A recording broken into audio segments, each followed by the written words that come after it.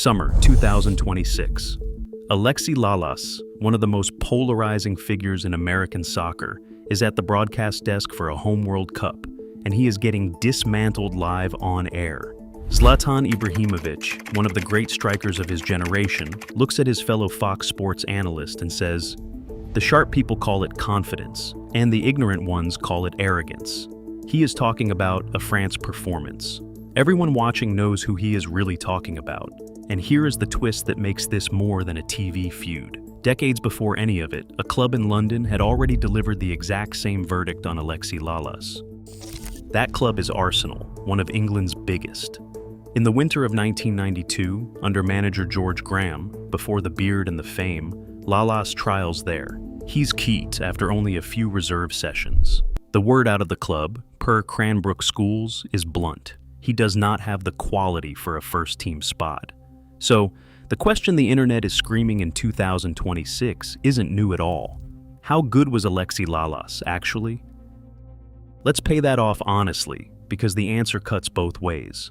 Start with the case for the defense. 96 caps for the United States men's national team, that's 96 appearances for his country, and 9 goals from a defender.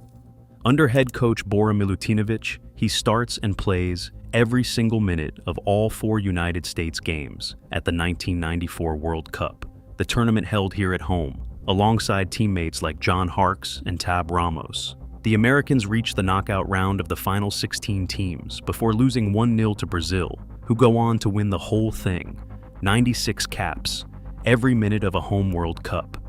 You don't get those numbers by being a gimmick. Then comes the move nobody saw coming. After that World Cup, Lalas signs for Padova in Italy's Serie A, at the time widely called the best league on the planet, the place every great player wanted to be. Picture walking straight out of a summer tournament into the toughest league in the sport with no cushion. He becomes the first American to play in Serie A since before the Second World War. Roughly 30-plus appearances, a handful of goals off set pieces, including one against AC Milan, a goal against one of the most storied clubs in European football, often cited as the first ever scored by an American in that league. In 1995, he's named U.S. Soccer Player of the Year, the top individual honor in American soccer. In 2006, he's elected to the National Soccer Hall of Fame. Now, let that sit for a second, because the Italian press did not roll out a red carpet. Here's the part the highlight reels skip.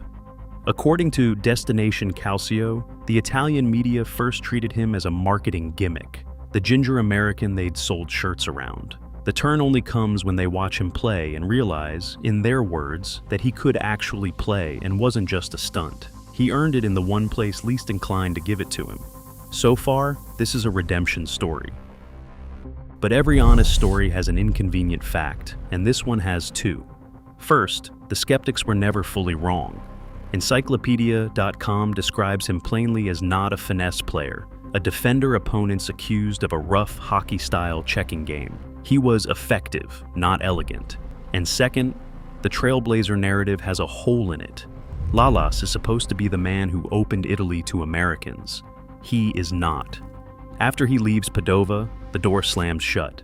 No American signs in Serie A again, until Michael Bradley joins Chievo in the summer of 2011. That's 16 years of nothing. One American went, one American came back, and the wave everyone imagined never arrived. So, hold both things at once, good enough to play every minute of a home World Cup and survive Serie A. Not good enough to be the great player the fame implied. That gap between how famous he was and how good he was is the real story. And it explains something, because for a stretch in the 1990s, Alexi Lalas may have been a bigger name in music than in soccer. He fronted a band called The Gypsies, self-released an alternative rock album in 1994, and in 1998 opened for Hootie and the Blowfish on a European tour, Hootie being one of the biggest American rock acts of the moment. AllMusic notes some fans knew him as a musician first, read that back. The most recognizable soccer player in America was, to part of the country, a 1990s rock guy who also played defense. Here's where it turns though, because the second act is bigger than the first. The player retires and becomes an executive. And this is the chapter his loudest critics conveniently forget.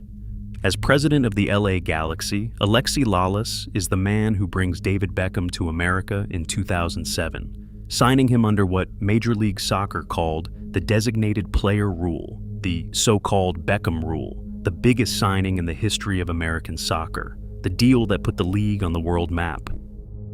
And then it collapses on him. On August 11th, 2008, amid a 7-game winless slide, Lalas is fired, the same day his head coach Ruud Gullit resigns.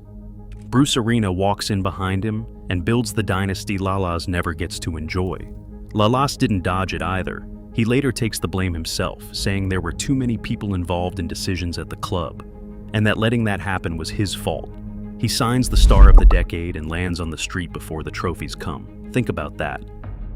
Which brings us back to the desk in 2026, and now you understand why the man in the chair pushes so hard. This is someone who has spent a career being told he wasn't quite enough. By Arsenal, by the Italian press, by the fans who saw a beard and not a defender. His Fox role, he told the New York Times in 2024, has an element of a shock jock. He plays a heel on purpose. And this summer, the whole industry took its shot. The Guardian called his style trollish, hyperventilating garbage. The Independent's Kevin Ig Perry wrote that his ego vastly exceeds his talent. Even his old United States teammate Eric Wynalda called the coverage unwatchable at times. And Ibrahimovic, when the host announced Lalas had left the desk to go cover a United States game, asked one word: who? Now here's the complication that keeps this fair. Some of that feud may be theater. One Fox colleague suggested viewers were reading far more into the relationship than actually exists, meaning some of it is a bit, a show. And a piece in Crossing Broad made the point nobody wants to hear. Put any retired player next to Henry, a World Cup winner, and Zlatan, one of the great scorers alive, and the third man is always going to look small. That's not proof Lalas is a fraud. That's what happens when you stand next to legends. There's also an off-field layer. Fox analyst Carly Lloyd has argued that part of the backlash is tied to Lalas's conservative social media posts rather than his analysis. Take that for what it is. The point here is, the criticism runs hotter than the soccer alone explains. And his bosses, they love every second of it. Fox Sports CEO Eric Shanks calls Lalas the cornerstone of the network's soccer coverage and the straw that stirs the drink. He told Variety, in so many words, that the outrage is the product working, that Lalas went from a name known to diehards to an obsession for casual viewers. The noise isn't a problem. The noise is the paycheck. So, how good was Alexi Lalas, actually? Good enough for 96 caps and a Hall of Fame jacket. Not good enough for Arsenal, or for the greatness the fame promised. Both true. He once thanked the billion people who watched him. In his own words, run around and kick the ball every once in a while. The self-deprecation of a man who always knew the gap better than his critics did. Here's what happens next. The 2026 World Cup is over. Spain beat Argentina in the final, and Fox's deal to broadcast the World Cup ends with this tournament. Talks for the 2030 rights are expected to begin next year, per Yahoo Sports. Which means the biggest stage Alexi Lalas has isn't guaranteed past this cycle. The player they doubted, the executive they fired, the analyst they can't stop watching. He's spent 30 years outrunning the same verdict. The question is whether he gets one more tournament to answer it.